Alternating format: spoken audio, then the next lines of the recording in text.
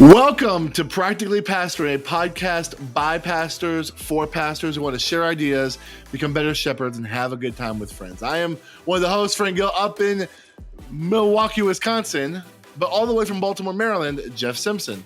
Hello. Down in Sumter, South Carolina, my friend Delmar Pete. Howdy. And together again in sunny Safety Harbor, Florida, Andrew Larson.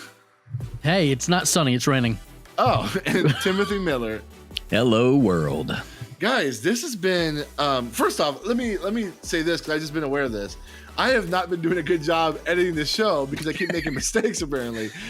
So if you're listening to this and you found that there has been intros that have been shortened, claps in the middle of the show as I'm readjusting the sound, forgive me. I am one man and only but a man, and I fail. So please show me grace.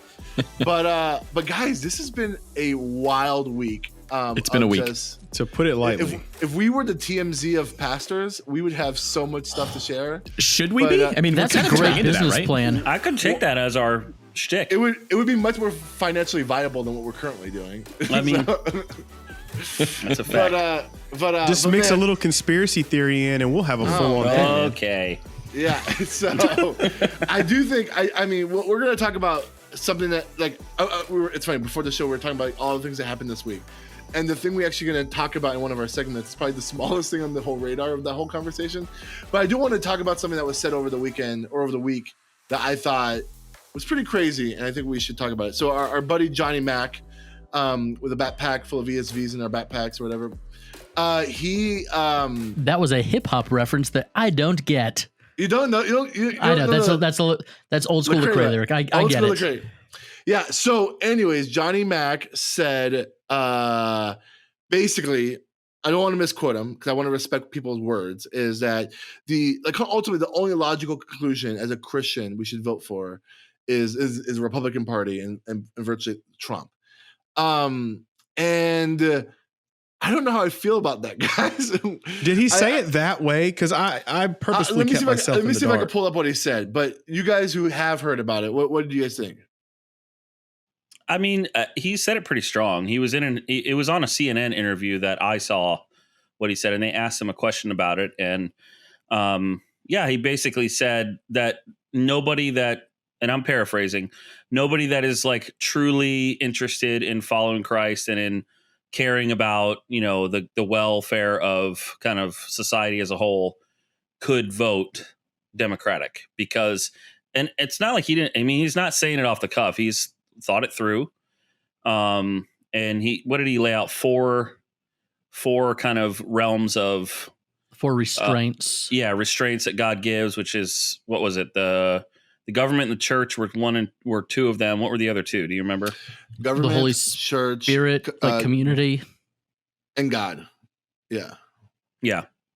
So, I mean, I disagree with his premises. Having said that, I've never voted Democratic in my life, so it's a pretty interesting place to find yourself in. But yeah, I just thought it was too strong. But that's not out of the realm of John MacArthur. He likes to come off a little strong. He does. He is like that rich Nicaraguan blend coffee with no creamer, straight off the vine, But you know what? It's got us talking. So thank you, Johnny Mac. He's Dispy friends got our back. No, but I do think when I hear him saying stuff like this, I'm always let myself go to okay, where's the real conversation? Because I feel like sometimes he just goes way over here. So it gets us to the conversation. Have y'all been able to actually dialogue with even your congregants about it at all? Because I know a lot of them, admittedly, most of mine in South Carolina don't watch CNN at all. Yeah, mine either.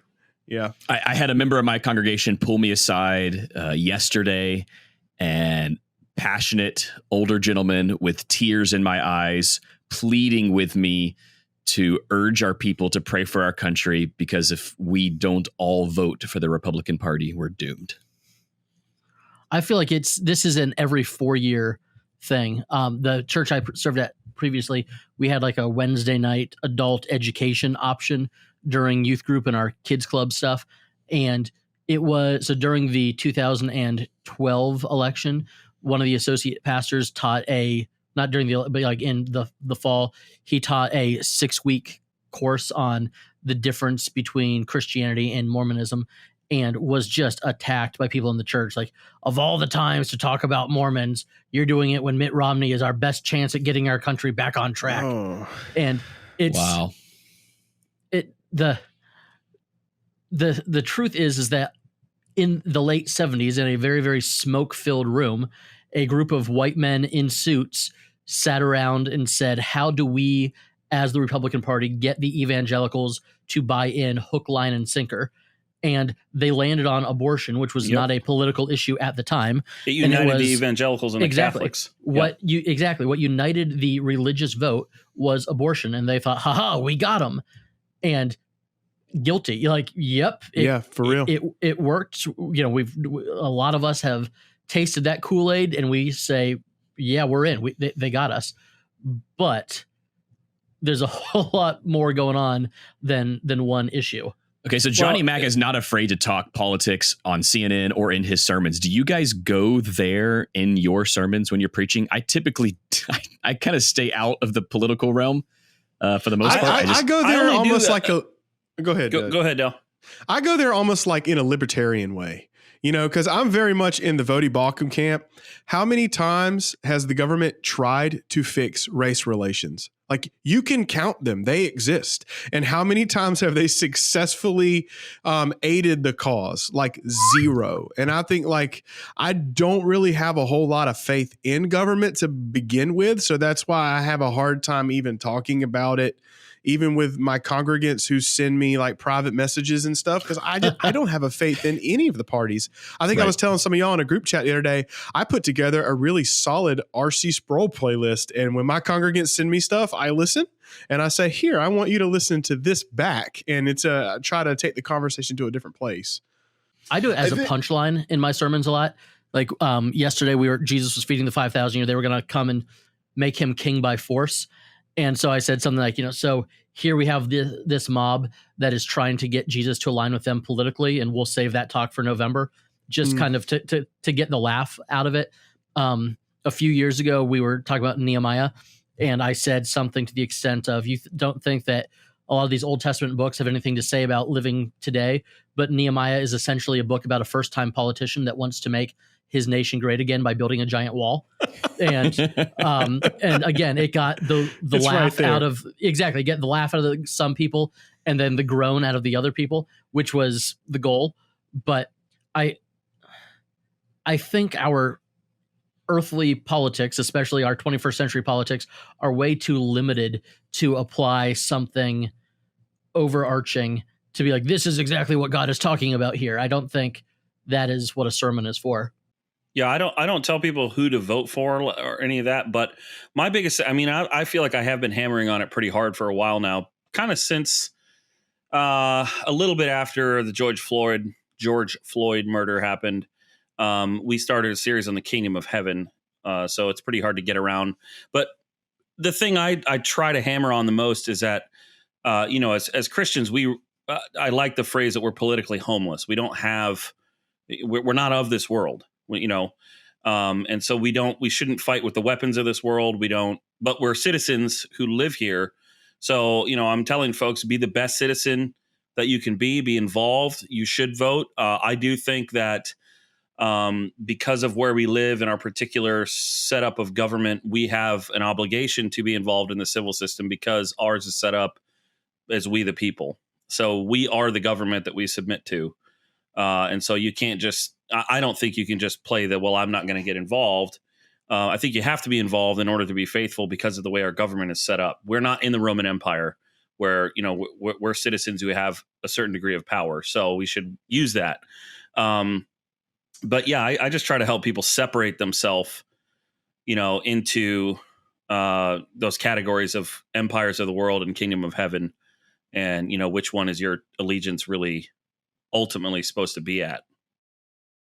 And I think in a lot of ways that the political climate conversation, it's the golden calf of Christianity right now. It is. I mean, it's so easy to put your identity into that I'm like, why would I want to put that on stage when it's all of our nature to worship that thing? Like, why would I even, that's like, yeah, I can put a revealing woman on the overhead at church and it may not be sin, but it's going to take you to the edge of that place. Why? That's just not stewarding it well. Sorry, I didn't mean to cut you off, Frank. You still use overheads? Turn to me? No, it's like Dumber still Put uses a little overheads. transparency, you know what I'm saying? To slide it over there. With that woman, can you like slowly slide the paper down to, yeah. I think I don't know. I'm such a fan of trying to point out people that there was an old Derek Webb song that talked about how we have a king in the kingdom that's not of this world type of thing, and like Derek Webb is pretty controversial. Like, yeah, I mean, he's not a Christian anymore. Yeah, that's true, right? He walked away or something. Wow, yeah, good example, Frank. Yeah, great example. But that song in particular was pretty powerful, and I think like in the sense that like I'm always a big fan of like when Paul. This is going to be kind of a roundabout way, but when Paul says to live is Christ, to die is gain, I always remember that like our sufferings in this present world aren't worth comparing to like the future glory we have in Christ, right? So if that's the case, then like anything in this world isn't worth comparing to what we have in Christ in the future. And I think like what we do now matters. Obviously, like what we do with our salvation now matters, and how we care for people matters. And like Jesus says that like how we care for the needy and the poor matter today. But like, I think so much of like what we are investing in now won't matter in the scope of eternity. And we're losing sight of the fact that our citizenship is in heaven. We are all immigrants and sojourners waiting for our day to be with our Lord in eternity. And the fact that we are like dividing over issues that like literally possibly in 4 years won't matter who was the president in in November. And I think to me that my only issue with MacArthur's statement, like, because I'm looking at the context more, and it's like he apparently Trump called him after a sermon one Sunday, and he was telling this newscast or whoever he was being interviewed by that basically he made this sentence, every real believer. He said like, oh man, I just had it in front of me and I lost it. Yeah, basically, every real believer is behind you, I think he said. Yeah, like if they're truly a follower of Christ, they're going to vote for you, which is like a hyperbolic statement or whatever. But like my thing is this is like, I don't like how that marginalizes people who are Democratic or like for example, there are probably a lot of teachers like in the school system, public school system, who vote Democrat but have conservative values when it comes to pro-life and stuff like that. But historically, teachers feel like the Democrats support public school teachers more than Republicans, right? And so it's like I know tons of teachers who say I have to vote Democrat, otherwise like my job is in jeopardy. And so people have like their own reasons to vote for whatever. And ultimately, I don't think there's a sin in whoever you vote for. Because ultimately, we just discussed that people vote for one issues all the time. But like I think my problem is marginalizing believers simply because they think differently than you. Well, and that's my problem. When I heard him say that, it immediately came off to me. And I'm not saying that I'm assuming his motives or anything. I'm just saying the way I initially reacted was he sounded a little, I mean, like it's almost fangirl stuff. Like it's almost like I'm getting a little taste for the power, and we're behind you. Like it just that's the way it came off to me. Again, I mean, I've got his commentary sitting on my bookshelf. I mean, I think he's a great Bible teacher. I just disagree with him on this in that extreme. And I would say the other thing that I feel like I'm just constantly fighting against as a pastor is people are so discipled in this school of like everything is a zero-sum game right now. Right. Whether they're watching CNN or they're watching Fox News or OAN or whatever other news source they're watching, it's like everything is any win for us is a loss for them, and any loss or win for them is the opposite for us. And there's just no middle ground. And I mean, we can have a longer conversation, but I do think the two-party primary system is a big part of why. Because you're always going to be moving to the farther extremes of your party for that system to work. And so that we're just like reaping what we've sowed. Yeah. And Mr. MacArthur, if you're listening to this, I have the Gospel According to Jesus. It's a great book. Your study Bible was one of my first study Bibles until I discovered the ESV study Bible. So like, if you want to come on this show, if Grace to You wants to sponsor us, that's awesome. But I think I just want to be able to say, hey, if you're a Democratic Christian, we can hang out still.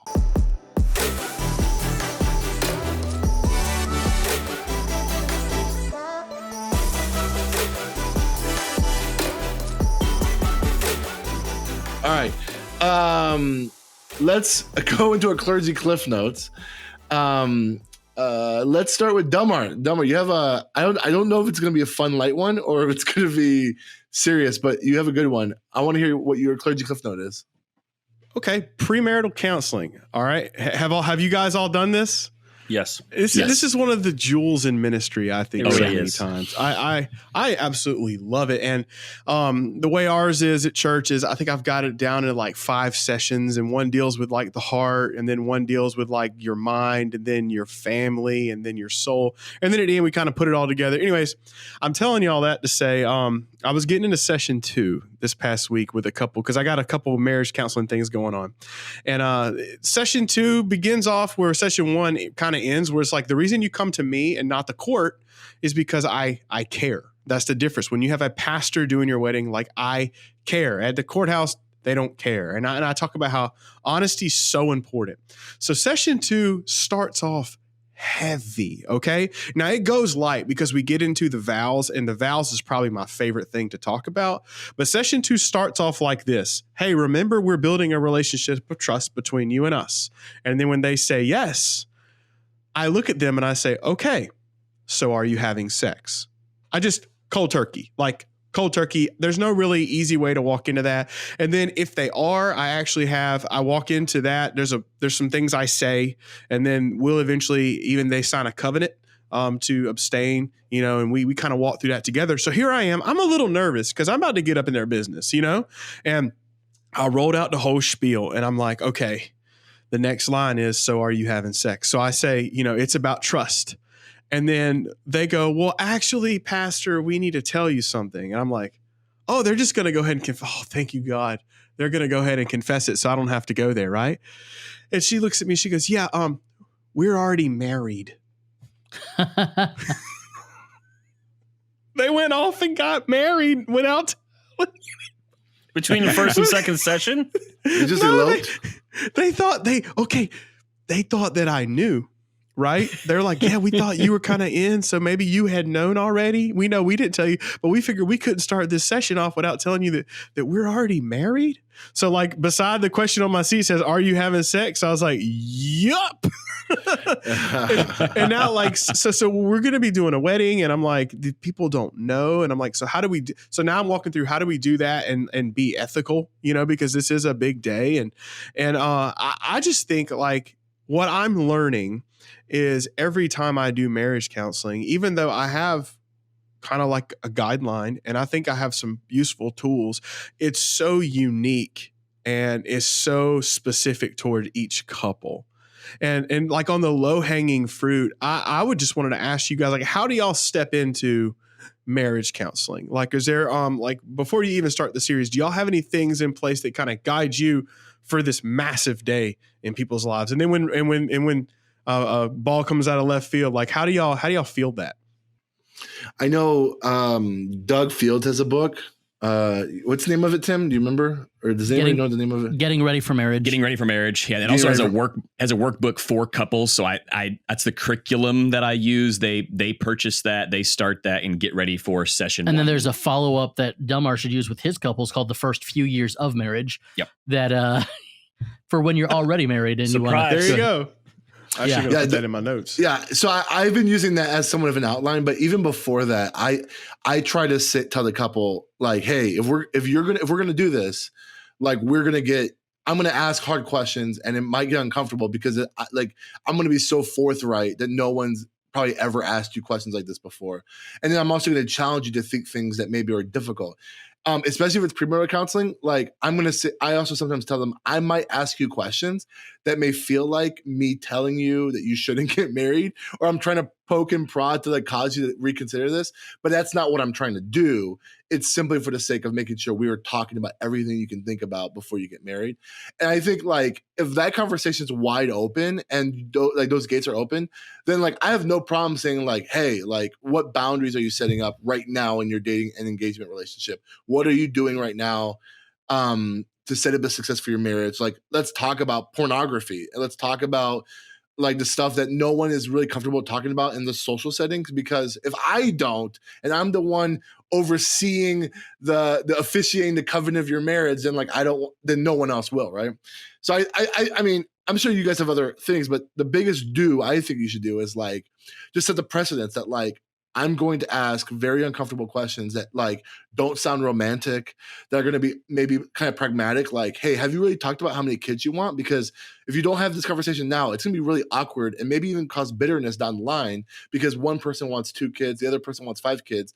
And what if you can't have any kids? Like, these are conversations that you need to have now because otherwise it's going to get worse after you get married.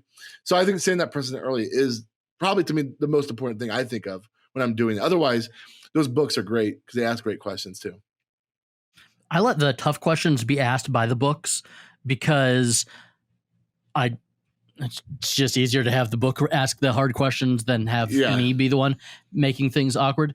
But the first thing that I do when I meet with a couple is I say, I'm thrilled to meet with you, but there's something you need to understand is that I'm not a licensed counselor. I've got a good 2, 3, 4 premarital counseling sessions in me. But if there's an issue that needs actual counseling, I'm not your guy. I've got a list. Here's who you want to talk to about that. And if you want me to marry you, and so you want me to do the premarital counseling because I'm the one marrying you, my feelings won't be hurt if you go with somebody else. Like I'm your pastor, you want me to do your wedding. That's fine if you go to somebody else for premarital counseling, because going to an actual trained counselor instead of, hey, this guy's been married for a bunch of years and has some kids, he might have some wisdom, is not always the best route, in my opinion. Yeah, I think that's good. Don't pretend to be a licensed counselor if you are not in fact, any situation a licensed counselor. Know Right? where your boundary is. Yeah. Like if they do need to go, you need to be able to recommend. I keep cards on hand, people That's I good. could recommend. Yep. And at the same time, like when you really get into it, I think a lot of what I do as a pastor is, I know some wisdom I've learned, just being married myself. But ultimately I want to show them this is what happens to your marriage when the gospel interacts with it. Mm-hmm. Right. Like this is how it really should. I know for me, I think every pastor's got their own unique things. And one of the unique things I do is I use some first century vows with mine. And I tell them, I was like, if you're buying your house, do you want to write up your own contract?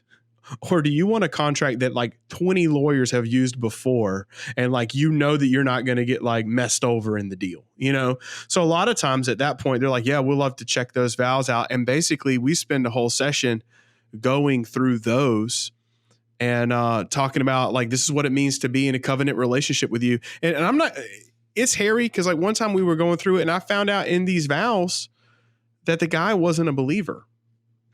Like he was kind of rolling along with it. But when we found out, and then I'm sitting here and I'm like, when you're in the middle of it, this is a tense situation. I'm like, God, help me. I don't even know what to say. I don't want to like make these people angry, but at the same time, I want to be loving, and I just told him, I went through her vows first and I said, how much of this are you on board with? She's like 100%. I'm like, that's awesome. And then when I went through his, he was like, I'm like 80% there. And I was like, so here's the conversation you have to have. And we kind of had to end the session because they needed to go talk. I was like, you have to realize that when he's in front of you, in front of all your loved ones, he only means 80% of what's coming out of his mouth. Like, and before you marry him, you have to be okay with him not fully meaning every word. And like, to me, that goes back to what Frank was saying. Like, that sucked to say. Like no one, I did not want to leave the session that way, but I feel the weight of that. I mean, how do y'all deal with like the weight? Ultimately, it's them, it's their decision. And here's kind of what my pastors who mentor me have said. Listen, if you just shut it down right there and say, I will not do your wedding, guess what? They then are going to go to the courthouse or somewhere else. And then you lose the ability to follow up with them and to love them well. So if y'all had to make any tough calls like that, I've broken a couple up. That was exciting. Ooh, how'd you do that? The Doug Fields and Jim Burns book, the Getting Ready for Marriage, I gave it to a couple, and she read it and was waiting for him to read it so they could then discuss it together. And after 3 weeks, he hadn't read it yet. And she said there were so many red flags that I highlighted in the book. And then the fact that he wouldn't read the book, I just knew that this wouldn't be done. Wow. So she's gone. She's still an active part of our church and is dating somebody else. He's married to somebody else with a kid, and I haven't been at this church for that long. And So if you you're weren't if you're a kidding hockey about fan, that's like taking a minus on the ice. That's like Yes. that's a -1. Yeah. But at the same, going back to what you were saying about going to the courthouse, the first senior pastor that I ever worked for told me one time, he said, Andrew, you're not going to lead anybody to Christ by telling them that they're not good enough for you to marry. And so just about anybody that comes to me that says, hey, we want you to marry us. And if you meet this, and this, I'm going to marry you. So I've done some weird weddings. I did a wedding on a Ferris wheel once. I did a wedding awesome. where the bride walked down a runner of bubble wrap because she wanted to feel happy. And what makes you happier than stepping on bubble wrap? Just weird stuff under the idea of this is a discipleship and a disciple making opportunity. And that's the most millennial thing I've ever heard of. I need to feel happy while I'm going to marry somebody. She also had everyone handed a kazoo when they walked in so that they could play Here Comes the Bride on the kazoo. Okay. It was a weird wedding. But wow. But the idea is that I've completely lost it at this point.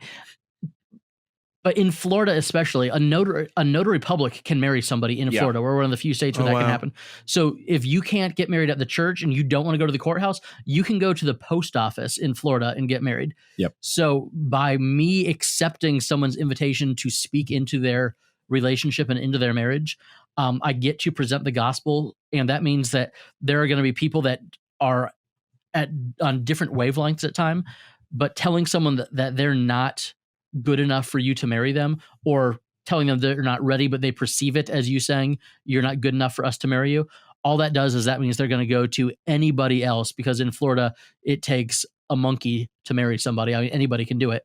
So I take it as a huge privilege and responsibility, but I also know that privilege and that responsibility is on me. That's a good way of not necessarily on them. I'll hop in as well. And so it's a little different in Maryland. You do have to be, I'm pretty sure you have to be clergy. So it's slightly different, but I basically, so for someone to have their wedding in our building, I have to do premarital counseling with you and do the wedding. And for me, I will marry 2 believers. I will marry 2 unbelievers. Mm-hmm. And for the most part, I will at least have multiple conversations with a couple who's one is an unbeliever and one's a believer. But that helps to hopefully avoid what you described, Del, where you're like already into the process and then you discover somebody's not a believer. So those are the hard questions I ask in the first setting. I go straight to the spiritual stuff first and ask those questions about, are you both, explain the gospel to me and that kind of stuff. And so when I was the first couples that I helped with premarital, I used Timothy Keller's book, Meaning of Marriage. And it has, I think there's some study guides and stuff.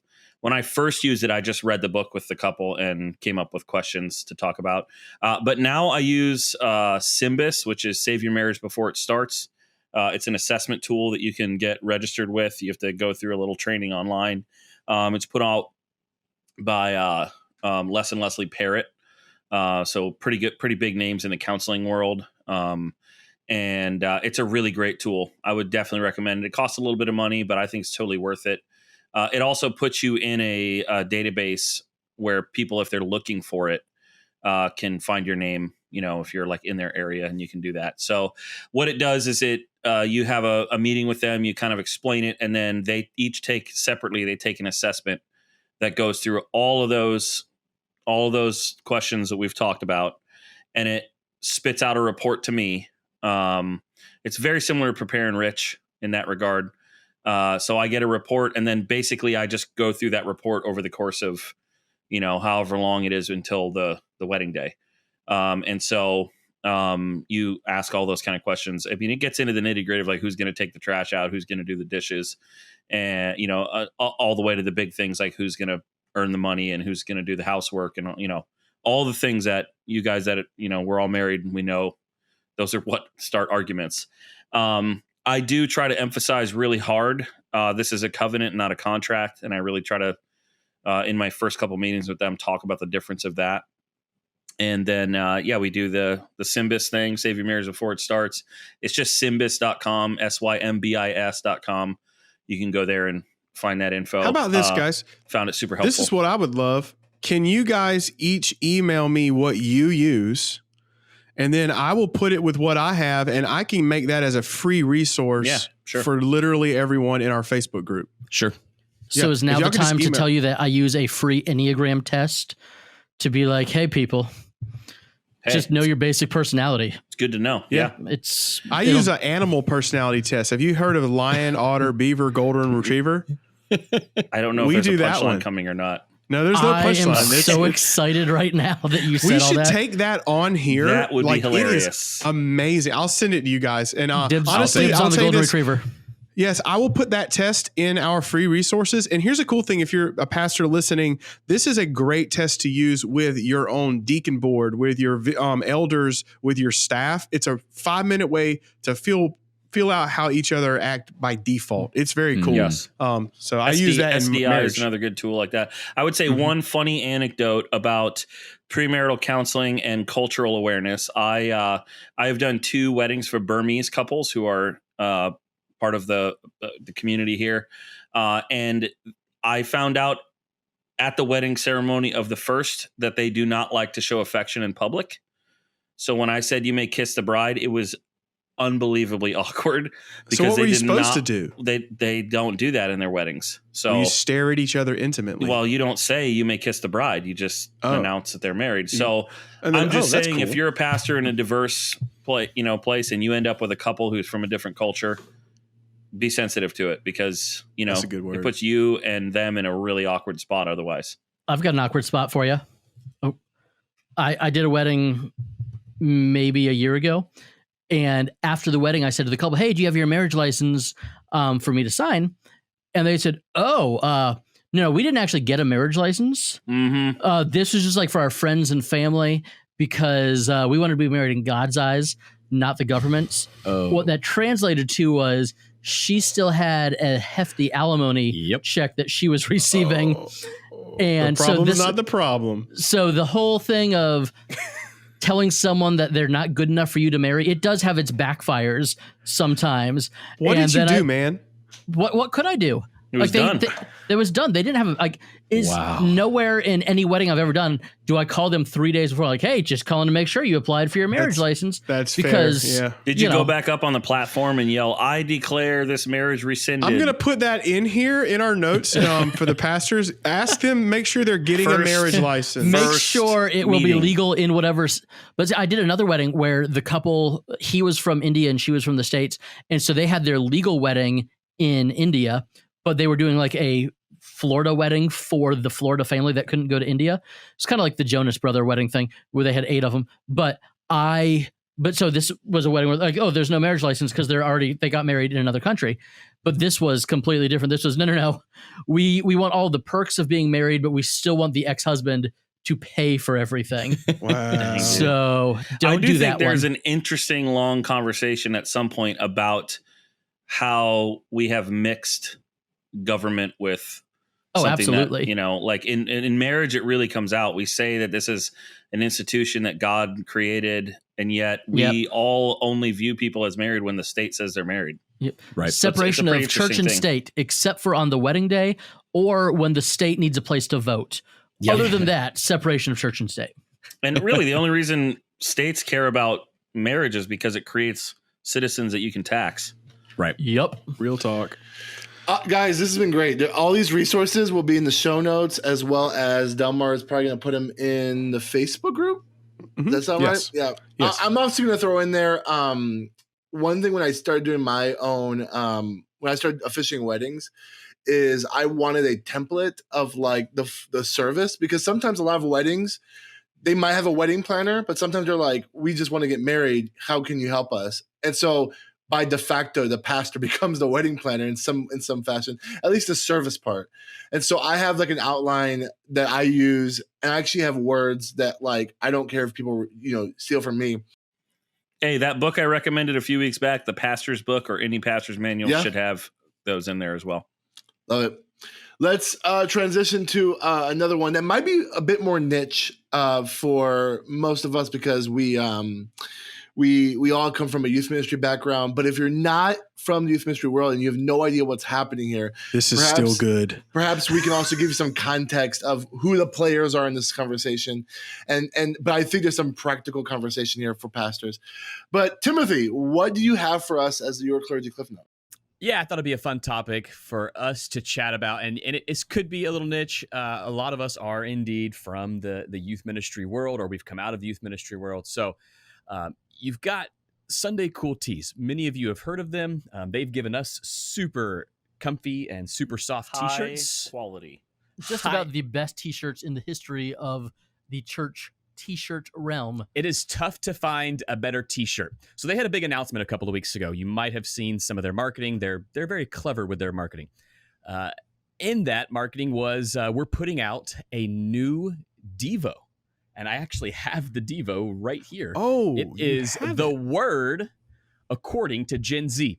It's a little tongue-in-cheek. It's meant to be funny. The idea is, hey, we're gonna paraphrase a Bible verse in quote unquote Gen Z lingo, knowing that no 15-year-old talks like this. This book was written to 24-year-old youth pastors for a laugh. Like that's the idea.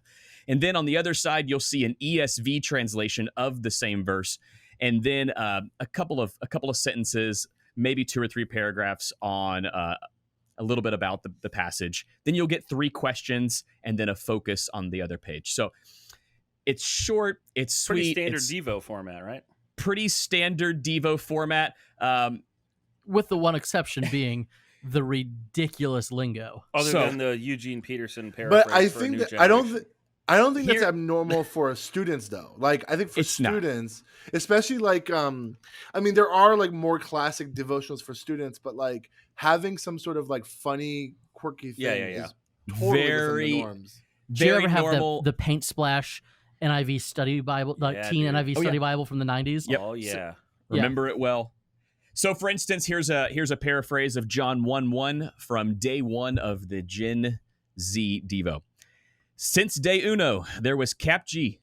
Big J was chilling with Cap G, and Big J was Cap G.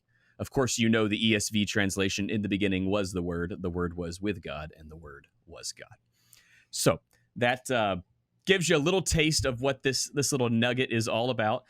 Not a huge deal in the grand scheme of things. It's funny, it's short, it's easy. You could hand this to a student, they'd probably get a laugh. Maybe they'd glean a little bit from it, maybe not.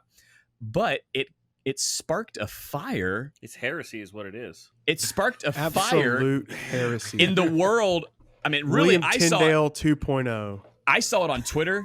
Was it Matt Walsh? Was that who was just yes, it was absolutely Matt Walsh. I spent the weekend tearing sackcloth and spreading ashes. Matt Walsh was so angry over this, and there was quite a few people who were so upset that the publishers, which was Lifeway, you probably have heard of them. They're a major publishing company, major Christian publishing company. Used to have stores. They put out an official statement. Del, could you read us that official statement? Once all this backlash came, here was the official statement from Yes, Lifeway. I'll read it in my most concerned Lifeway employee way. I appreciate Lifeway that. students' greatest desires to serve the next generation. More Southern, please. More Southern. More Southern. Here we go. Lifeway students' greatest desires to see the next generation by introducing them to a lifelong devotion of God's Word. Recently, in partnership with Sunday Cool, the creators of popular YouTube series called Cool Carl, our team released a 30-day devotional journey called The Word According to Gen Z. The product features a key biblical text using the ESV, a short lesson from the scriptures, an application section, and a playful, over-the-top summary of a verse written in the parody of the Gen Zingo lingo. There was no intention at any point during the translation of the Bible for Gen Z. If you've been in student ministry, you know that sometimes some of the activities you plan don't always bring about the effort that you hope for, and that's what happened in this case. Some people, when they saw this product, Matt Walsh, assumed that Lifeway decided to translate the Bible in an irreverent manner in order to reach Gen Z. This was not the case. Still, in order to ensure there is no confusion about our reverence for a commitment to the authority and the seriousness of the scriptures, we have decided to no longer publish this product. We take responsibility for the offense and we apologize. I can picture myself in a Lifeway store right now. I'm there. I see the candle section. You see the CDs back where you can put the headphones on and listen to the tracks first. I see the little VeggieTale dolls in the back. Mm-hmm. It's all the sacred back. art that you know will be on sale very soon. Mm-hmm. Yes. So cancel culture alive and well. The book gets canceled. Sunday Cool goes silent for a few hours, maybe about a day and a half. Many of us are wondering, is Sunday Cool going to say anything? Like, what's happening here? And then they put out their response, which first was a written response, if I'm not mistaken. And that written response was followed by a video. In their style, to be fair. So if you don't know in their style, if you don't know Sunday Cool, their marketing relies heavily on satire, comedy, poking fun at a lot of different groups. And their video response to canceling their Devo was very... in my opinion, it was really funny. Like I watched it and laughed a ton. I know some people did not think it was so funny because it might have pigeonholed a few KJVers or boomers or Karens. I think they were all featured in that response video. So then you've got this war that between this tiny t-shirt company. They're not a tiny t-shirt company. They're just they're the tiny. number 98 fastest growing companies The in America. city they're from is tiny. They're from Mount Dora. They're which from a is the tiny size of city this in office. Florida. But they are an industry leader in what they're Yes. doing. They're not a tiny company, and also they are great at what they do. How many employees do they have? Because that usually constitutes tiny companies I would too. guess 40 or 50 at least. Okay, that would be classified as a small company. It's a small business for sure. It is definitely a small business. Whether or not they're an industry leader doesn't matter. They're a small business compared to Lifeway. Come on, like it's not really all that. Do you think close. Lifeway has 50 full-time employees these days? I don't know what they have. Yes, they do. Yes. They have way I more. would think All think right. they would. All right. Here's what I think. Like, they are an amazing like screen printing business. Like they not only produce great products. Like the Practically Pastoring shirts are Sunday Cool shirts. They're great shirts. Super. They source their material from a great company, and they have like understood the technology of printing in such a way that is just wonderful, right? With that being said, they entered into with that being said, also they're the only screen printing company I know that actually markets their company in a way that sets them apart from everyone else. They tapped into the youth pastor kind of world, and they captured it with humor, and they've actually created funny videos for youth ministries, which is something that like, if you do that for youth ministry, a youth pastor will love you forever, because it's so hard to find good videos on for youth ministry. Even beyond that, like they are like an industry leader in t-shirt company with t-shirt printing. When it comes to like for the churches, it's great, but they entered into a world that I don't know if they were prepared for. The curriculum world is cutthroat, and like the little bit that us in here have been involved in could attest to that, where it's like it's highly competitive, and even though everyone's a believer, right, it feels kind of gross sometimes. And I think like what we noticed here is they were I'm the kind of person trying to give everyone the benefit of the doubt. Like even like with the Matt Walsh people, it's like I'm assuming that their concern is they're perverting scripture, and it's going to be like a Rob Bell 2.0 again, where it's like we've watered down stuff, we're trying to be too relevant, all this whatever. That's giving people the benefit of the doubt. So I'm going to say the benefit of the doubt is, and knowing some of the guys from Sunday Cool, they legitimately are like, hey, we are more than a t-shirt company. We want to actually make an impact for people for God. So let's like make a devotional for kids. And I think they genuinely were trying to do that. And they know that humor of Gen Z would be the bridge to get them there. What I think is the thing that bums me out is the people who have been the most critical about the Gen Z book, that ultimately caused them to shut it down, are people who have known nothing about youth ministry. I mean, Matt Walsh. Well, I guess Matt Walsh. I'm thinking of Ben Shapiro is like Jewish. Matt Walsh is like he claims to be an evangelical Christian, right? Right. Yes. Yeah. So like they're possibly all in the faith, but he's not known for his sense of humor. Right.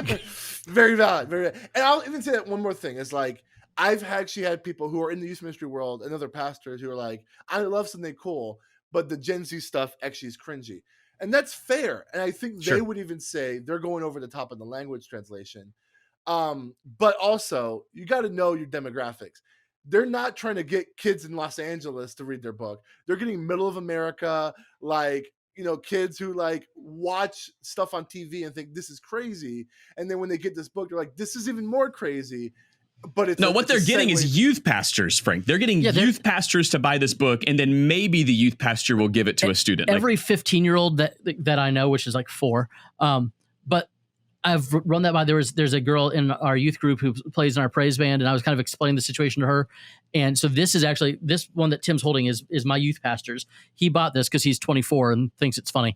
But I was like running it by her, and she's like, "That's ridiculous." I'm like, "Exactly." Like, the 15-year-olds are not the target of this. Right. The couple of years out of Bible college youth pastors are the target of that book. But because it was canceled, because Lifeway has shut it down, it sold out the first printing in record time because of the controversy. Exactly. The whole thing is what Sunday Cool does, which is brilliant marketing.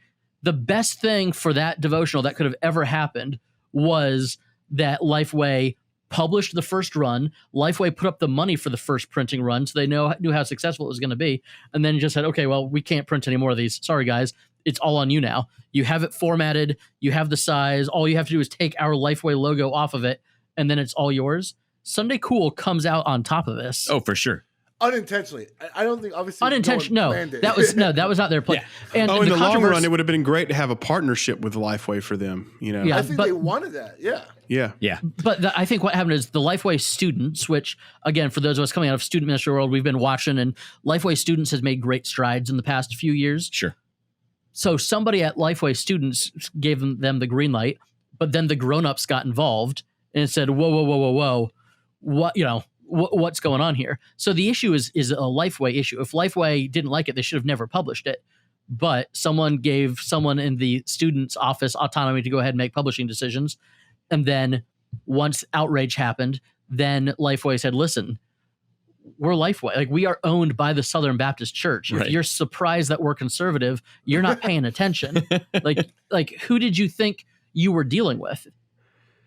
Yeah, two things. I don't want to lose the irony that Matt Walsh, who gets on every single liberal about creating cancel culture, just actually went out of his way to get this thing canceled. To me, I'm like, okay, that's a whole different podcast. Yeah, but it's funny. Where I was feeling a lot of the tension, and I think this is where we can bring this home to the pastor behind the pulpit, is okay. They received criticism, Lifeway did, and regardless of whether we think they handled it well or not, that criticism got pushed down to Sunday Cool.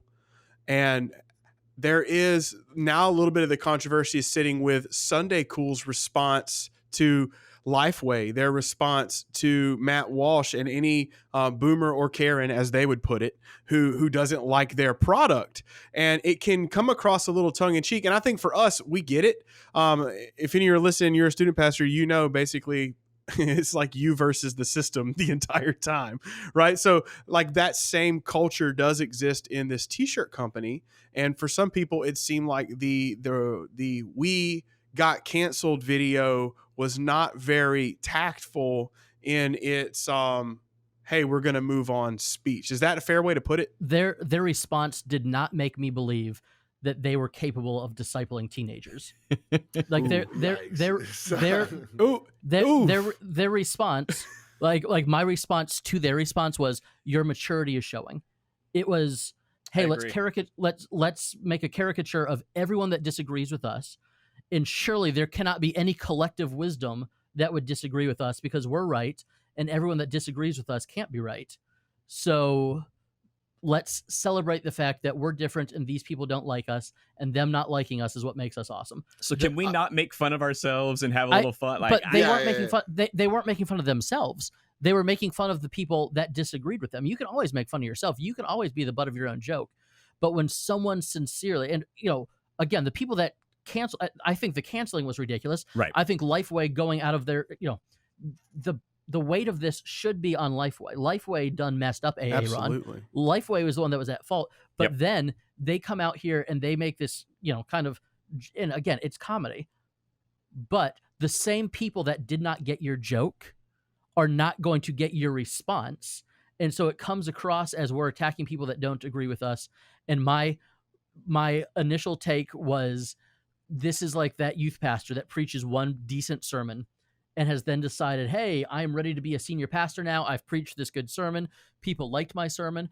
And then the first time that somebody in the church disagrees with them, or they have some kind of an issue with an older person in the church, then they say, no, my goal is not to be a senior pastor anymore. Now my goal is to be a church planter. I don't want to, I don't want to deal with, the 75 and 80-year-olds in the church. I just want to start a church for people my age and, to reach out to my demographic. Wow. I'm sorry. I'm done with my soap. And for the record, I love Sunday Cool. They are the best in the world at what they do. So one point of pushback earlier was, I don't know if Matt Walsh is like the primary cancel focus on this. I think he's just the biggest name of the people who complain. That's fair. There was actually, I think, some woman somewhere started the conversation. And I think Matt Walsh is just one of the other people who got in the conversation. And he's the biggest name. The second thing is this, because I know offline we had this group text, and at first I was like, no, I disagree with all y'all. Sunday Cool did nothing wrong. And then I started processing it. And I started thinking, I get what you're saying. I do think though that if they were going to make a video about this, their whole gimmick, I think, is like satirizing the culture we live in. And like this is like the most real life scenario of the love thy Karens and love thy boomers that they've been saying for like a long time now. But to your credit, I do understand that their response matters, right? And how you respond dictates a lot more. And so I will say this, and this sounds like super secret information. I do know that they are actually processing right now in the republish, should they change certain things to not offend as much the people who were offended by this, right? I think the biggest offense that people were calling blasphemous was calling God Cap G and calling Jesus Big J. And so they're I think there's conversations on should we change that to not be as whatever offensive, apparently. And I think they're processing all that kind of stuff. And I think that is a mature thing to look at, is okay, maybe we did swing too far one way and whatever. But I think Andrew, you bring up a good point that I think is the bridge to our conversation right now, is what is the bridge of when we how do we respond in a way when it is unfair? How do we respond in a way when things happen and it's no, this is wrong. I just shared an idea of in my other show where it's I was in a situation where I wanted to bring a Christian hip hop artist in, a group called Beautiful Eulogy, 3 white guys from Portland, and then Jefferson Bethke, which he used to be popular. And I wanted to bring both of them in to speak at a youth event, and it got shut down from the senior pastor. And the senior pastor's response was, we don't want to bring that culture into our church. Now, let the subtext of that marinate for a second. So then we just did the tour at my church. Remember that in Orlando? Yeah, that was in Florida. But I'm talking about, this was in Arkansas when I did this. So with that being said, there was something that was I knew I wasn't wrong in this. What he said was subtly racist and offensive and just it shows he doesn't care about the next generation, especially the next generation who is urban or a minority or whatever, right? And so my problem with that was how do I respond to that? And so my first response was, I could be petty, because in the same vein, he kept saying I need to take out all the hip hop music out of the pre-service playlist in the youth ministry. It's I could have been petty, I could have been angry, but I chose, I wanted to do something that was actually Christ-like. And so I guess my question to you guys is not reframe the conversation for Sunday Cool, but when you are a associate pastor, a youth pastor, not the main person, or maybe you're the senior pastor and you have a board of elders who are telling you to do something that isn't what you feel is right, what should be our process and the gracious way we should respond to them, even if we do feel like we didn't do anything wrong? God placed me under this authority. If God did not want me under this authority, he would not have placed me under this authority. Therefore, until God calls me away from this authority, I'm going to respond as though the authority that he has placed over me has the authority to make this call. I think that's fair. I think just a little pushback. I do think we're called to lead up, because I do think that like sometimes God has given us a vision, so like, but to your credit, yes, we are submit to that authority, but how do we do that in a way? I know for me, I'll just be super honest with you. I'm completely self unaware at times because I'm like way out here, like in what I'm thinking. Sometimes I'm not even realizing how I'm actually feeling. Oftentimes, the best step for me is to identify the actual emotion that I have, because if not, I tend to like let that thing dictate the rest of me. So like the other day, something happened and I had an emotion of disgust. And I actually stopped because I'm trying to get better at this. I don't always, but I stopped. I was like, why do I have that emotion? And then it was like, well, if I'm going to be honest, I'm disgusted because I don't want this person to succeed. Well, why don't I want this person to succeed? Because if this person succeed, it's going to mess with my legacy and what I thought. Okay, so where's your identity, Delmar? Oh, crap. I thought I was supposed to be mad right here. And really, it's my insecurity because I don't want my legacy, whatever air quote that means, So I think for me, that shuts down literally 80% of the pettiness in my life is when I trace my emotion not even back to the other person and how they made me feel, but like, why did that get allowed to make me feel that way? Yeah, I would say, I mean, to take it back to the original conversation, I pretty much in a very similar place as what Andrew described. I think Lifeway completely dropped the ball. It seems like on like focus groups, and I mean, it seems like they should have done more focus groups and included the quote unquote Karens and boomers in that, and you would have known about this a long time before you printed it, and you could have then said, "Hey, let's change a few things," and nobody would have known about this. So I think they bumbled it on that. Cancel culture is cancel culture, which is stupid. So that part of it stinks too. But then it's not like you're off the hook for your response when you're wronged. If you've been wronged, and I do think Sunday Cool was kind of wronged in this. I mean, that definitely was like the carpet got pulled out from under him. But at the same time, you're not just off the hook because you were quote unquote sinned against. I don't know if you want to say that far, but you know, you're not off the hook for your response. I do think the Karen and the boomer thing is kind of cringy, because I don't think that my church is full of those people. It's because you pastor actual adults. Right. And so I find it cringy, and I find that it's divisive. And I thought that their response video was what you said, Andrew. I was kind of disappointed in the lack of having a view for those people who were frustrated with you. And I do think they're not a church; they're a for-profit company.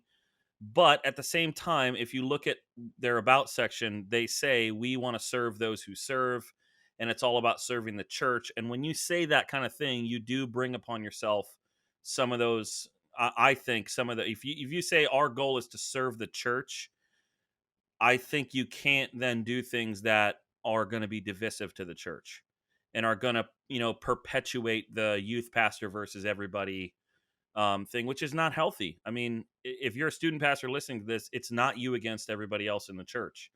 I know it feels like that because I've been in that situation. I know it feels like that, but I would say you have to own as much of that as you can own in your, based on your own maturity level.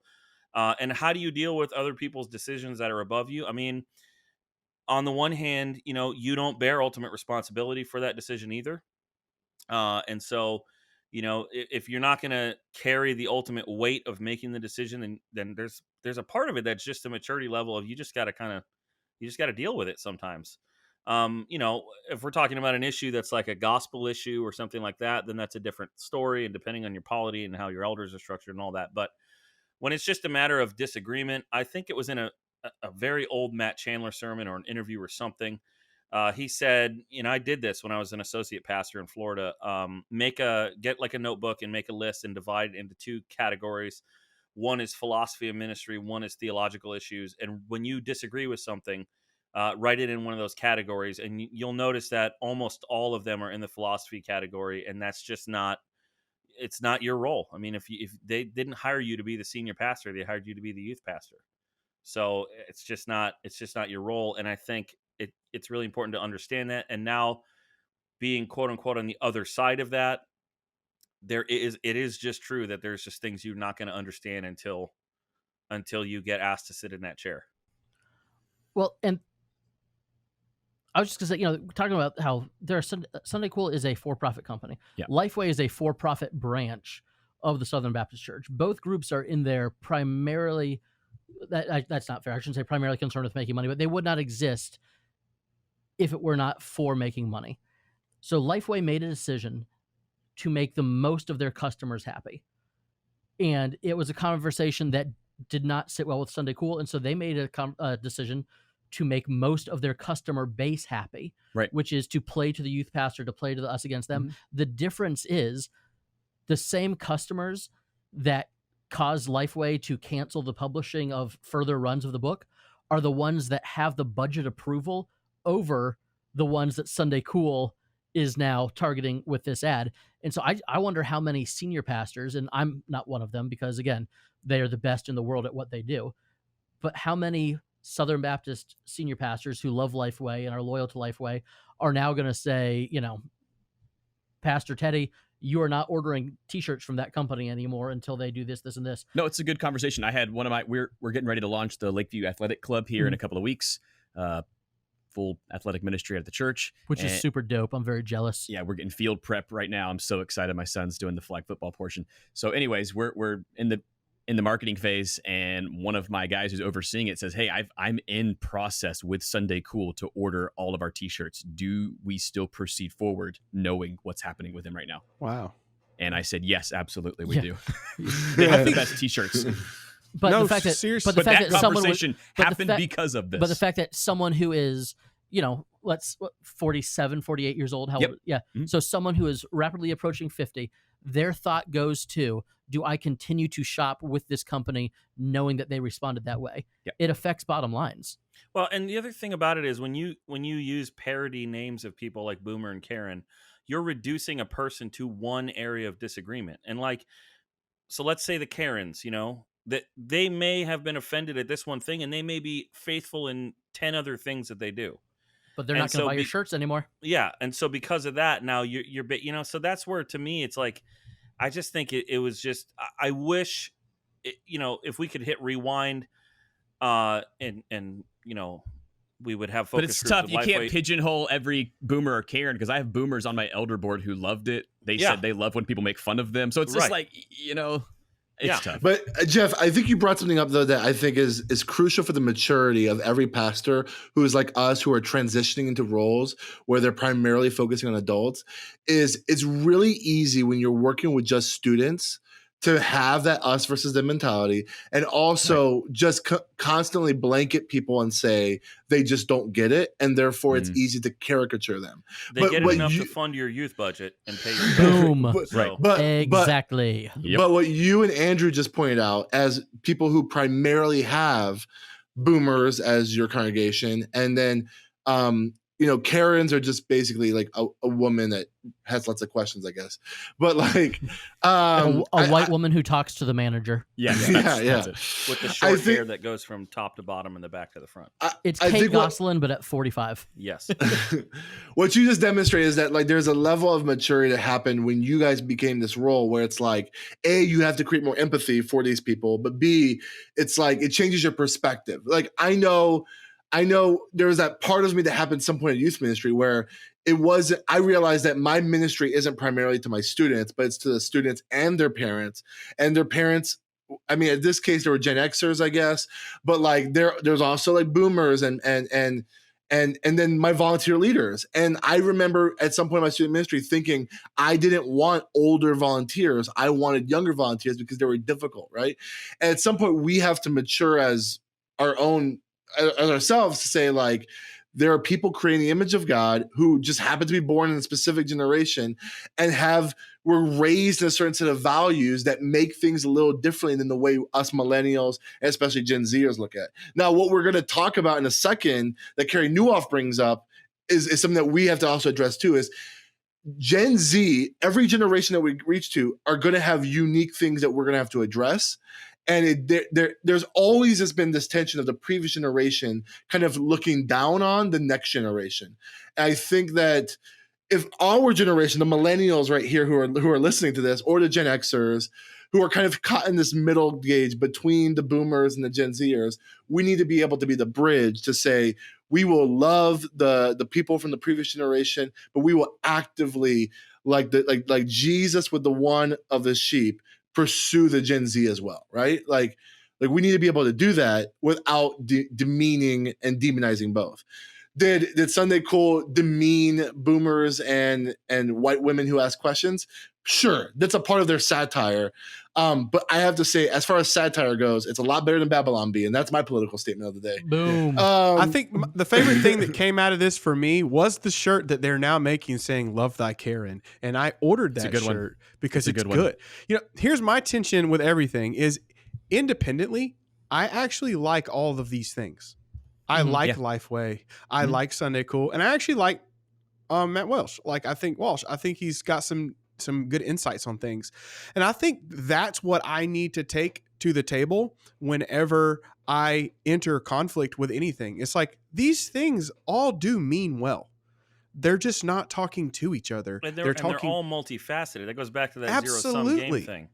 And I think you have to choose which battles you need to pick. And when you keep locked in your mind, this person means well, and they've shown you time and time again, I don't necessarily fight those battles. Like a battle that I did not fight on staff here is I preach for our senior pastor about once every 4 weeks. And when I preach, I'm a black shirt kind of guy and some dark jeans. And he told me, he goes, man, it really just kind of bothers me that you don't wear some khakis and a button up. And like for me, I'm like not in that place because I am not that generation. And he goes, listen, I do know the culture of our church. I've been here 26 years. So could you put your button shirt up, put it in your pants? And I was like, I'll be honest, like that stung me on like an identity level. First time someone told you to keep it in your pants. Sorry. Anyways, that's something like, but it did. But you know what? Like whenever I did that, I was like, I saw how that improved the relationship I had between me and him. And I'm like, why? That's not a battle worth fighting. And it's actually kind of funny now because when I do show up on the main campus on a Sunday tucked up, they're like, oh, we know who's preaching today. It's all, I've become a meme, which I think actually probably gave us a better win than me even like wearing what I wanted to wear. Well, with that joke that Tim made further solidifies why we won't get sponsored by Lifeway. And and with that being said, just to make sure we're clear, yeah, the shirts we have that we're going to give out in a few weeks after we've reached 500. Amazing. On our, that's an amazing shirt by Sunday Cool. And we love Sunday Cool. We're big fans of them. And I think if this podcast shows anything, we could still love someone and be big fans and still say like, hey, we make mistakes sometimes, or we do some things that we probably wouldn't agree with. But hey, and Delmar loves Lifeway still. I mean, he goes to the one store that exists in Nashville, I think, or whatever.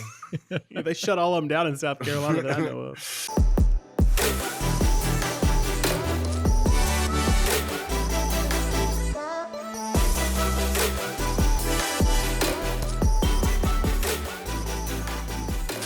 Hey, let's transition to the main discussion. I love that discussion though about Lifeway Sunday Cool. So there's this article that's been going around for a while from Carey Nieuwhof, and the article is entitled "The New Characteristics of Churches That Will Be in Decline 5 years from Now." What I want to do is I'm going to read the headers of the characteristics that he suggests. And I would love to know just kind of what your thoughts are, because I don't know if I was particularly convicted by any of them, but I was thinking there are a lot of churches that fit in this category, which is unfortunate. But I want to know what you think.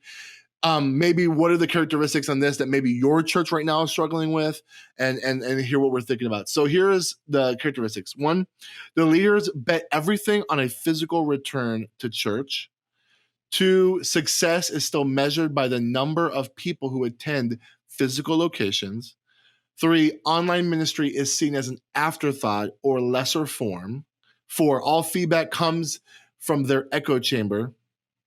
5, they quickly went back to 3 songs in the message as their service formats.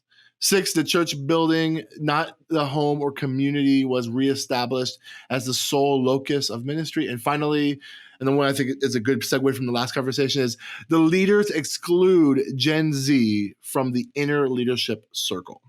So those are the 7 characteristics. I think the one that most makes me challenged by this because of my role transitioning into this campus pastor, but also kind of doing online ministry for our church, is seeing online ministry as an afterthought is one that's been particularly convicting, because I think in 2020, we should be able to see that as what's that Church Pro Tool guy says, Brady Shear says, like, social media is where you do ministry, not where you talk about ministry. And like, that's been particularly convicting, where if there is a clear lag in the church world besides Christian music, it's this, right? Like, there's a huge lag in keeping up to pace, and the fact that we are not able to leverage our technology in a way that can actually do some meaningful stuff. And online, like streaming our services, I don't know about you, but my church, as hip and cool and big as it is, just got online for streaming our services when COVID first started. And that's crazy. And I know that's true for a lot of churches. So what are your thoughts on that list? I think for us, the toughest thing right now is number 2. I struggle to know how to figure out the metrics and who's online and how to even think about it. So that's a big one. I mean, number 1 is tough too. I mean, it's just like, it's almost, that metaphor of fish not being able to, sense that they're in water. Like, you don't even, it's just the air I breathe is we go to church in a building, it's like, that's just, and I don't think that's wrong. I mean, I think incarnation and all that stuff, but how predisposed am I to make those arguments because that's the world I've come from? Is kind of a question I'm wrestling with. But yeah, just the practical side of how to measure engagement online is a tough one. Well, I think that goes back to the philosophy of ministry versus theology that you were talking about before. Do we say that we need to gather corporately to worship because that's just what we do in this ministry? Or is there something theologically relevant and necessary for us to gather in person? And I think the answer to both of those questions is yes. Like, there is something unique that happens when God's people gather together, but also as a professional communicator, it's a whole lot easier for me to talk to a room of 100 people than it is to talk to a room of 35 people with a camera propped up in the back. And so it's a difficult thing. And then it's, well, are you staying home? Are you not coming and physically joining us because, for health and safety reasons, you think you need to be at home? Or do you like to have brunch and watch on your laptop while you're sipping your coffee?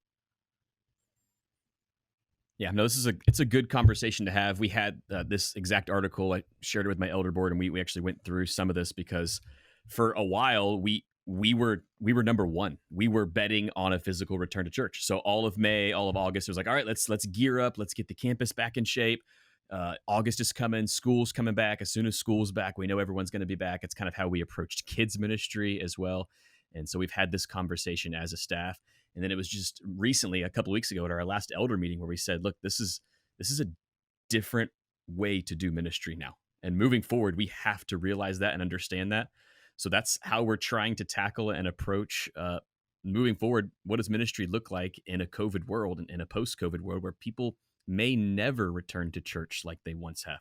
So I know Andrew and some other area pastors like Tim, you're like pouring money and a lot of time and effort into getting your online platform better. And I'm like, yeah, we are. My elders know we are. It has been very vocal that yes, we do care, because we don't want to isolate someone because they chose to stay at home versus coming to a building. And that was kind of some of the tension we were expressing, people feeling like, wow, you really cared about those people who came back to church, but those of us who stayed home we got a camera in the back of the room. Like that's kind of, they just felt like they were in the back. So I feel personally attacked. Yeah, I feel, to me, there's going to be increasingly a need to balance grace and truth in this entire conversation, because there are people here I know is at risk. One of the girls who works for me, her children, they've told her, if your kids get COVID, they're going to die.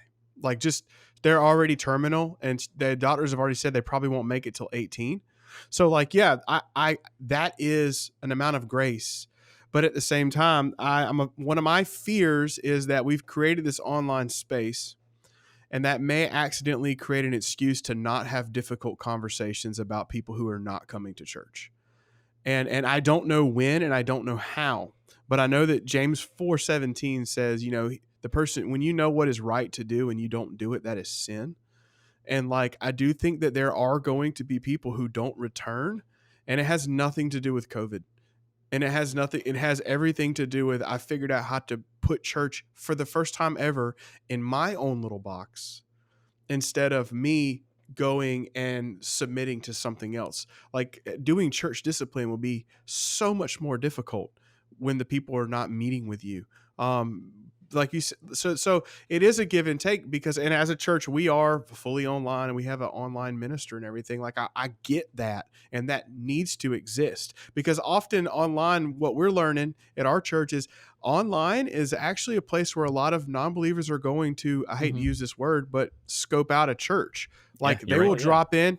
Like, it's what the brochure used to be. I think it's been that way for a while. It's just accelerated the lobby recently. Yeah. Yeah.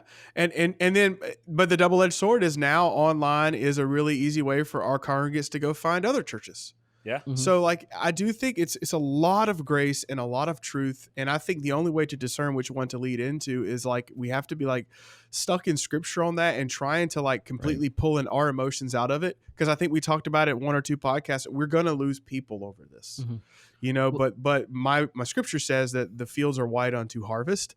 So like, even if we're not going to have the same X amount of people back who are old, there's still people out there who we need to go reach. The conversation we had on the way to lunch was about, a specific individual at one of our churches. And it was, oh, have they not been around for the past several months because of COVID, or are they not going to church? Or are they going somewhere else? And one thing that's so hard is it's hard to check in on people right now. Yeah. Because you can't be like, hey, are you watching? Did you hear what we said last Sunday? Or are you actively using this time as a refresh and a restart to maybe start looking somewhere else? And how do you have that awkward conversation that 8 months ago, if somebody wasn't there 3 weeks, you'd be like, oh man, what's going on with them? Right. You and check now in we're on just them. like assuming, oh yeah, that person's probably just being more cautious. And then you find out, well, yeah, they've been being more cautious at the live stream up the street. Right. Uh-oh. Yeah. Right. I texted one of my guys, and hey, we have a great relationship, and his kids and my kids are friends. And they hadn't been back yet. And I said, hey, are you guys, what are your thoughts on coming back to church physically? And I just kind of jokingly said, my son is kind of wondering when he'll stop being the only kid in kids ministry. And it was just, very jokingly. And I know him, and we joke back and forth like this all the time.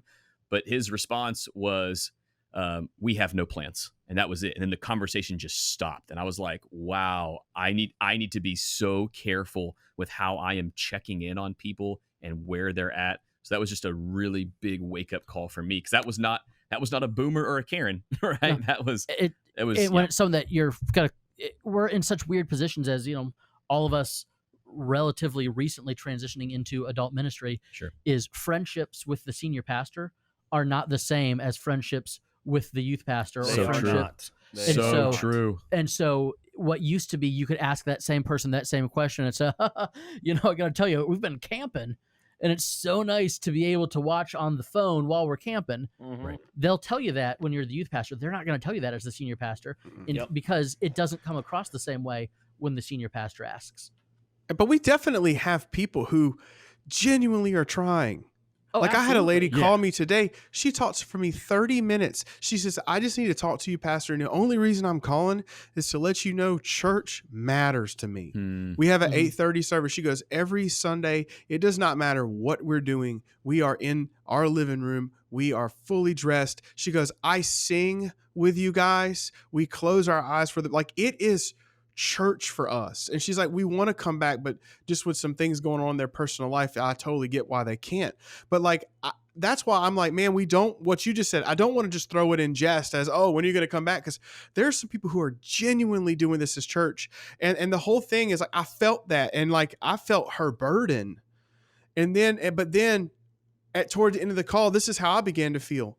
I wish I would have known this. You know what I'm saying? Exactly. And like I'm trying to call people, I'm trying to get in their world, but when we don't have that space where we meet once a week, it makes it that much harder for me to know that. And I want to know. I don't want to fail at that part of my job, but I didn't know because we haven't been in proximity. So I'm glad that people are taking it seriously, but there's something about us being together that it is a real thing. Yeah, I agree. I called a member of not a member. He's just been attending, he and his wife, and I haven't seen them in a couple of weeks, and I wasn't sure if it was something I did or said, because they were attending physically and then they weren't. And so he called me on Saturday and I was busy. And my first thought was, oh, he's calling me to let me know he's moving on. It just wasn't a right fit. And I called him back today and he was like, man, I just want to let you know what you guys are doing is awesome. I'm fired up. I'm still contributing. But my wife and I got COVID. That's why we haven't been there. And I was like, dude, why didn't you tell me? He's like, we didn't want to tell anybody. I'm like, I get it. I know. And then you're like, I'm get it. such a jerk for assuming bad things. Right. Yep, exactly. And so we had a great conversation. He's feeling much better now, but it was just one of those like, wow, so eye-opening. But Del, I'm with you. We don't know if they don't tell us. It's just a very difficult spot for us right now. And let's assume that everyone's in a small group and all that stuff. Right. But if small groups aren't meeting or if we rely on information that comes from people gathering together, and if people aren't gathering together, we don't get it. I've got a question on this list that, or maybe it's a number that I would add. And so it's a question for Del and Frank. What do you think this is going to do to the satellite campus? I've seen a few articles that say, multi-site churches, just why launch another multi-site when we are, we're all in for this online option. And instead of spending X amount of dollars to launch a campus, we're going to launch 300 campuses at 300 different homes across the state. Yeah. Or what? So awkward. But I'm saying for you two as campus pastors, which neither of you have ever actually explained to us what a campus pastor actually does. So what are you going to do? Yeah, but so how do you say no, this coming here to this other location to watch a video of what's happening, 8-10 miles away is different than you sitting on the couch watching the video from home? I mean, I think like the biggest denominator that we've all just agreed on is a sense of community. And I think in our church, the way we see multi-site ministry is the sermon on Sunday morning is from one person to all the campuses. So that way we can truly be one church in multiple locations. But like the act of gathering together for worship and the act of receiving communion together and the act of even just gathering and being around other believers and having opportunities for your children to interact with other children in the children's ministry, like all that stuff. I'll say this: if there is a way to do that at home, then that is the kind of creative kind of innovation that we need to all figure out, because I think that's the biggest deficit with COVID is if I'm going to stand with John MacArthur on anything in this podcast, it's that our people do desire to meet together. And I think there is that desire. And I think that is where the future of campus pastors is like, we want to have a facility, a place where me as a pastor can interact with our people. Even though they're hearing a stream, they could do the same thing online, but there's nothing that can replace the gathering of the saints. But I mean, to your credit, you make a good point. Like I've asked that question to myself since March, when I said, why did I make this poor choice of becoming a campus pastor? I don't know what's going to happen, and all that stuff. But the reality is like, I think, like even one of the things on Carey Nieuwhof's list is. They quickly went back to 3 songs in the message as their sermon formats. I want to talk about that too, because that was a personal attack on me. I don't necessarily feel like there's anything wrong with going back to 3 songs in the message. Right. I think that's like a weird. I think there's more nuance in the actual article, but like if he's saying like we need to be able to innovate and evolve, then like sure, maybe I can get down with that. But like in the scope of history, this isn't the first time we as humanity has dealt with a plague, right? And so there was a sense where like the plague and the pestilence and the disease went away and we were able to kind of go back to a new normal. And so I feel like there's a place where like we're going to go back to a place where there's going to be a post-COVID world and things will have evolved and changed, hopefully to the better, where we have better technology, things like that. But I think like to say there's now not a place for multi-site ministry, there's not a place for a campus pastor. I think that's a bit of the sky is falling mentality of what the new world, the new normal is going to be. But I do think that like there's a place for that. To answer your other question, Andrew, maybe there's a day where we bring someone in who's like a multi-site genius to explain to everyone what campus pastors do, because I would like to know what I'm supposed to do, because this is all work to me too. Hey, Delmar, what do you think? Yeah, piggyback off that. First of all, the title of this article is The New Characteristics of Churches That Will Be in Decline 5 years from now. Last time I checked, Carey Nieuwhof did not have a DeLorean, and he definitely wasn't reaching 85. So he does not know. And he is not Tim LaHaye or Jerry Jenkins. Yeah, exactly. Like they know he doesn't. There are no blood moons in our future, okay? But I do think like it's sometimes every time we hit these articles where people are telling us this is who we need to be the best church in post-COVID, they don't know. Like that now what they do have are extremely educated guesses that we should respect because there's wisdom in what they've learned. But I think to your point about not all these may not be the same. But to Frank, what he was saying about the sermon, yeah, it is piped in. And I think for the campus pastor, that is our job to shepherd our people about what watching the sermon on a video is. And I describe it to them as, for us, it's a wedding band. You know, like when I'm out in public, I have a wedding band on my hand. Everybody knows I'm connected to a woman who is an amazing wife, right? Like for us at our church, that sermon is the wedding band. It reminds us that we are connected to something bigger and that we are in a covenant relationship as a family. So that's kind of, and that does fall on us as the shepherds of these congregations. And also as far as meeting, to piggyback off Frank as well, one of the things I think we've been selling, and I don't want to say we're overselling because then I'm going to sound like a heretic, but we have been selling the whole church is not a place, it's a people. Careful, you're going to get canceled by Lifeway. I'm about to get canceled. That's the whole thing. Church is not a place, it's a people. But can I just be honest with you? People need shelter to live in. You know what I'm saying? Like I'm not sleeping outside under the stars. And I think it's good to have a place where people can congregate. You know, that does provide a place of safety for them. That does provide a place where people can have belonging. A physical place, I actually do think has weight in it. I feel like it's really cool to undersell that right now. Because, we're one church in thousands of locations. Well, sure. But okay. And then as far as the future of campuses, I feel your tension, Frank, because right now, starting in October, we are starting a capital campaign at our church in COVID. Yeah. Oh gosh. Yeah. Yeah. It's called Our Finest Hour. And well, just kind of like you right now, you are retrofitting an entire building. Like that can't stop. Your saints, your people there deserve that. You know, we had $2 million of land donated to us.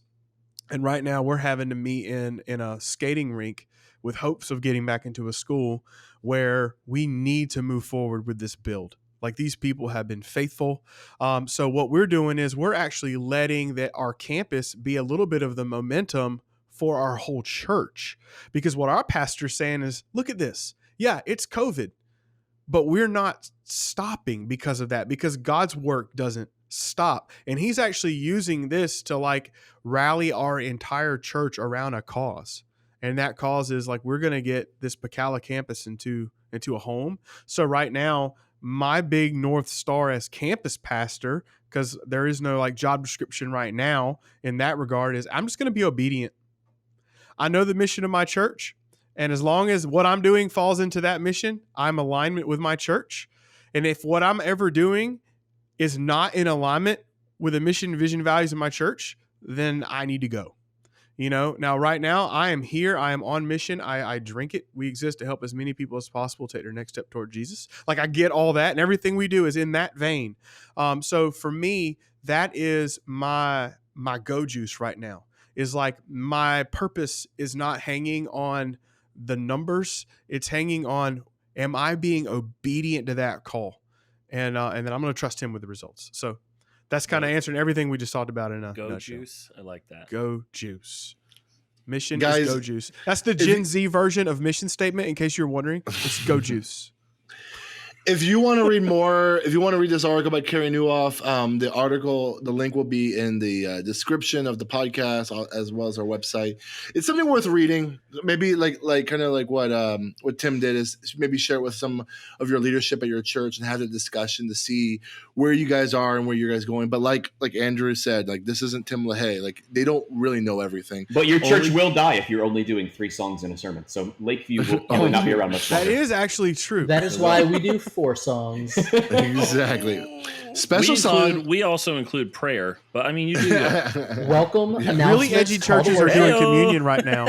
Super edgy. Wait. Hey, listen, I think we should take a note from the NBA and have giant panels of Zoom callers into our church services. Agreed. I'm not even kidding either. Like, Hey, if that technology existed, I do think the NBA has done a great job being innovative. More so than any with, of the like, other leagues.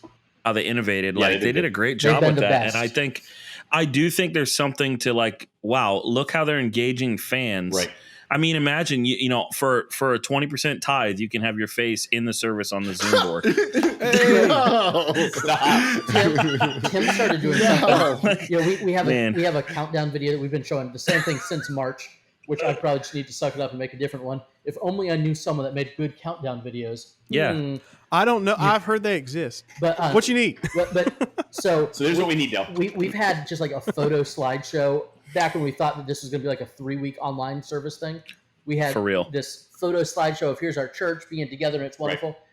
Tim started to incorporate like Bible trivia games in his countdown. So every week is a different Bible trivia now, and I've never had anyone comment on the countdown until now. Now I have at least 5 to 10 hundreds people of comments every week, in person and online. So they're like, I'm really bad at Bible trivia. And it's really, really funny. It's a great conversation all because of Will you send Bible those trivia videos? countdown. I've seen a few churches do like testimonies from people during the countdown Yeah, too, it's like a little short. It's a cool idea, but that's Tim, that's such a youth pastor in you coming out. Yeah, though, man. I love really that is. though. I love It it. really is. But the boomers All are right, loving guys. it. Hey, We have had. I mean, this is probably going to be maybe one of our longest episodes, but we've talked about everything from John MacArthur and the politics, and we talked about premarital counseling, do's and don'ts. We talked about Sunday School and Lifeway. Talked about the Carey Nieuwhof article. Somehow we did not bring up Jerry Falwell once, and I'm impressed by this. This is incredible.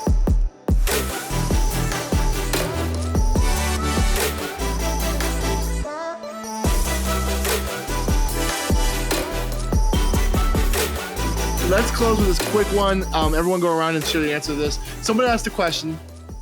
What do you collect? What is one thing that you collect in your home or whatever? What is, like, if you collect anything, what is it? So who wants to go first? converts. Oh, I'm just kidding. No, All right. I actually, I don't consider myself a collector. Like, I don't think I collect anything, but I do enjoy a lot of coffee accoutrements, different ways to make coffee. So that's about the only thing I really think I collect, like, as sets. We do Disney pins. We're Disney pin traders. It's a big deal in my house. Everyone has their lanyard when they go to the parks, and they've got to trade with every cast member, which the new way to trade pins is very weird, but So weird. It still works. So we frequent eBay. Whenever there's a $30, here's 200 pins, we will probably buy that. Does anybody get to the point where they need like a sash, like the Scouts? Oh, yeah. like the 'Cause you Girl have so many Scout. pins. Yeah, Like up? Like, we have a pin board, and you can only take No, I know it's so a many thing. to the parks. So you can only take so Yeah. many to the park. That way you never overload your lanyard. I see. I collect Harley Davidson poker chips. So, like, Man, literally, I thought you were going to say you Harley just broke Davidson's, two man. Southern Baptist rules Yeah, in you just one did. sentence right there. Canceled. Obviously, you don't Every- play with them. You just collect. I mean, you no, just collect. every single Harley dealership that exists has their own unique poker chip. So whenever I go on vacations, or if somebody, I've had people go who are military, they bring me them back from like Japan and stuff. They're just poker chips, and I put them in boards. And I collect TMNT comic books, all of them. For the uninitiated Teenage Mutant Yes. Ninja Turtles. Oh, sorry. Yes. That mask was good, though, in your stories the other day. I like that. Yeah. Andrew, what you got? I don't know if you can see this on video, but it's a tie clip that looks just like my glasses. I decided that as someone whose giant blue glasses are the predominant feature of his face, to just embrace glasses. So I have coffee mugs with glasses. I have socks with glasses. lots and lots of things wearing Glasses. glasses. No, like, not actual glasses. I collect things, things with glasses. I've got Things with glasses. There's somewhere over here. There's like a picture of a Glasses collectibles. I have a dog wearing glasses. I have a picture of Mickey Mouse wearing hipster glasses. You never wear contacts? Never. I didn't get glasses until I was like a sophomore, junior in college. Was 20, I think, when I found out that I needed glasses. And so I do okay without them. I'm nearsighted in one eye, farsighted in the other. So, hey, I like your glasses, Jeff. And so Jeff looks like Tony Stark. Yeah, these are just blue light blocking. I have perfect vision. But so what a flex. I also, I have My body works. I have a 3:30 appointment tomorrow at Warby Parker, and Ooh. I'm very excited. I've got about 30 different pairs of blue glasses to try on because they will be blue. Are they still in the buy one give one thing? Oh yes. Guys, the thing I collect, I've been trying to get into this. I'm not good at this. I'm not good at collecting things. That's not something I've ever did as a kid. And so, but I've really loved the Marvel Cinematic Universe, and I love all things Marvel. And it's kind of expensive. I've been trying to collect the Funko Pop heads of the Marvel characters, and I want to kind of recreate that like famous iconic Marvel poster with all the characters, but with the Funko Pop heads. But like certain characters are really hard to get. So there's a place over here that sells them. There's a huge wall. Yeah, I have about 20 right now, which is way more than I thought I would at this point. But we'll see what happens. We'll see if I keep going. Guys, this has been amazing. Great conversation. I feel like I've learned more about each of you in a more intimate way. I feel glad to be here. Hey, if you are listening to this show, thank you so much. We want to encourage you to subscribe wherever you're listening to this. If you can, give us a review on iTunes. And like I said, we're trying to give away these amazing Sunday Cool t-shirts. We just as much as Andrew and Jeff give a little bit of criticism, they still say it's the best shirts you can get. And so we're gonna try to get these shirts out. But we want to get to those metrics. We're almost there. We got a lot of new followers, both on Instagram and in our Facebook group. So join that. We actually have a Facebook page now, but that's more so just to have it more accessible to people. Make sure you follow us on YouTube. Delmar is making this podcast look beautiful on YouTube, as well as chopping up the clips to make it awesome. As well as exclusive stuff, right? Yeah, there's exclusive stuff that like we don't talk about on the show. So you can go there and find that. So anyways, do all that kind of stuff. Like I said, any articles or links or tools that we mentioned, make sure you look for that in the show notes. But with that being said, I am Frank Gill. I'm Jeff Simpson. I'm Delmar Pete. I'm Andrew Larson. And I'm Timothy Miller. And we are Practically Pastored. See you next time.